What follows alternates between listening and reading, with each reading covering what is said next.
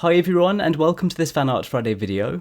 In this video I'm attempting a drawing of Widowmaker from Overwatch, and it's actually been a long time since I've worked on any Overwatch fan art. I think it was Sombra last year. I've just really wanted to work on another character portrait. In this case, Widowmaker has such an awesome design with the visor, and I just really wanted to add some bright and interesting colours to this drawing. Once I'd completed the sketch, I decided to use two different pens for the inking of the outlines, those being a Pigma Micron 02, and for any extremely fine lines I was using a Copic Multiliner SP 0.03. But I was mainly using the Pigma Micron, and I spent a lot of time at this stage just really focusing attention to detail to these lines, making sure they're as smooth as possible. I think overall the line work took at least 2.5 hours, so it was a very long process, but it's something that I really do enjoy. It's very relaxing, the process. I've just got to make sure I keep a steady hand, especially around the outside of her face, because if I made any mistakes there then I'd have to start again, so the pressure is on for those kind of details. I also chose to add a little bit of a comic panel in the background with her head mainly overlapping it. I really enjoy adding these panels, and I think it's a good way of making these characters look like they're kind of peering out of a window in the page. Eventually, once I was happy with the outlines, it was then time for me to work on the colouring, and for the colouring I used Copic markers, and I started off by working on her skin tones around her face, beginning with a pale blue-grey marker, and I added a full first layer with this. Then on top of that I used a pale heath marker to add a warmer tone.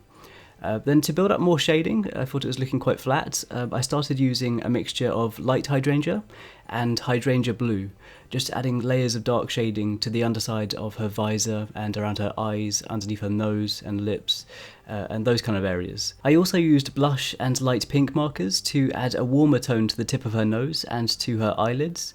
And you'll also notice that I left a large highlighted section along the left side of her face and the left side of her nose, just imagining the light shining from the left. And to accompany that highlight, I also used a white Prismacolor pencil and a white Jelly Roll pen to add a few more highlights around some of the outlines of the face.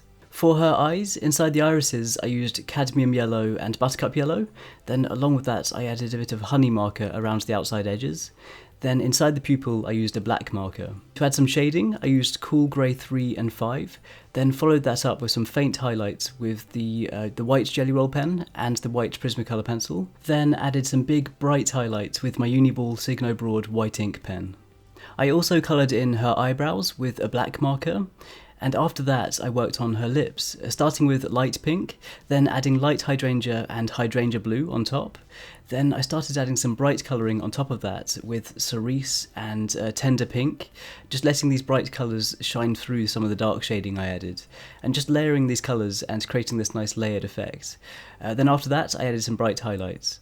I wanted to add some really bright colouring to the clothing around her neck, so I started with colours like cerise and tender pink and light pink, even pale heath, hydrangea blue, even some ice blue, just trying to create this kind of reflective, shiny surface effect, then added some highlights kind of showing that light shining off. Then for the rest of the armour around her shoulder, I used Cool Grey 5 and 7, then added some cross-hatched detailing with the white Prismacolor pencil.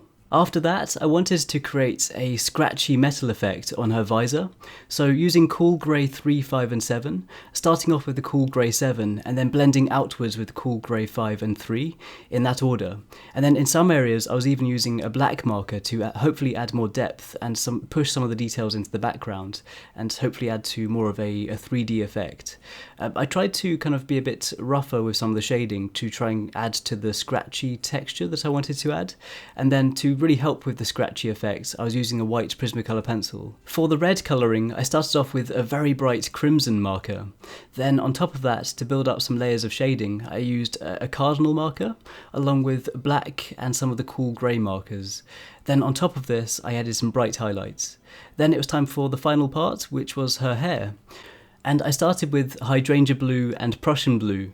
Then on top of that, to add a hint of pink colouring, I used a processed red Prismacolor pencil. Then towards the top of the hair, I actually blended a light pink marker to add a big bright highlight. Then in the background, to push that hair into the background, I blended a black marker along with a Prussian blue. After that, I just continued adding a few more details. I used the Prussian blue to add some dark shading to her skin, and I just continued adding a few finer details with the Prismacolor pencils. Then for the final touches, I used the light pink marker to add a hint of colour to all of the highlighted areas around the drawing. Then after that, this drawing was completed. Overall, it took about 5.5 hours to complete, and I had so much fun working on this. It was really enjoyable to work through all the different colouring techniques and all the different texture processes. And I would love to work on more character portraits like this. So please let me know what you think, and also let me know if you have any suggestions for future videos. If you want to see more stuff like this, then feel free to subscribe, and any likes or shares on this video, they really mean a lot to me. If you want to follow my progress and see photos before I post these videos, then please check out the links in the description box below to check out my Twitter, Facebook and Instagram. And once again, thank you so much for watching, and thank you so much for the support. I truly appreciate it, and I hope you have an amazing day, and I'll see you all soon.